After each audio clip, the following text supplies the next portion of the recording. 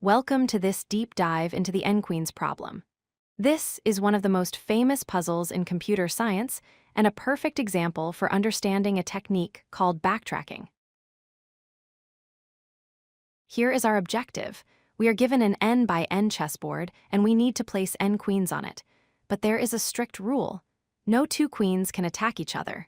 This means they cannot share the same row, column, or diagonal. To solve this, we first need to remember how a queen moves in chess. A queen is powerful. It dominates its entire horizontal row, its entire vertical column, and all diagonals extending from its position. This movement creates zones of conflict. If we place a queen on the board, it effectively blocks out all cells in its line of sight. Any other queen placed in these red zones would result in an invalid state. Our challenge is to find safe spots for everyone.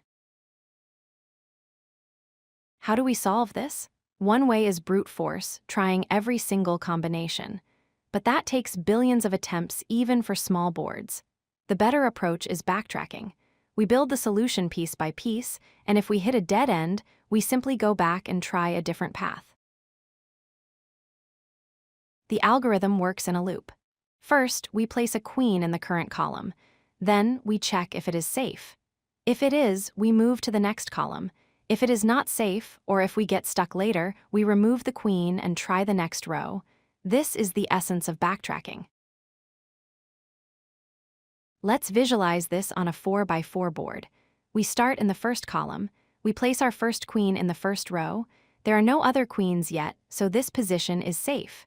We can now move to the next column. Now we are in column 2. We try placing a queen in the first row. But wait, the first queen attacks this row horizontally. We try the second row. The first queen attacks this diagonally. We cannot place a queen here. We continue searching in column 2. We try the third row. We look back at our previous queens and see no conflicts. The row is clear, the diagonal is clear. This is a safe spot. We place the queen and move to column 3. By repeating this process of placing, checking, and backtracking when stuck, we eventually find a configuration where all 4 queens are safe. Here is one valid solution for a 4x4 board. To summarize, the n-queens problem teaches us about backtracking, where we prune invalid paths early. While effective, the problem's complexity grows factorially with the size of the board, making it a classic benchmark for algorithm optimization. If you like this video, hit that like button and don't forget to subscribe. Visit codelucky.com for more such useful content.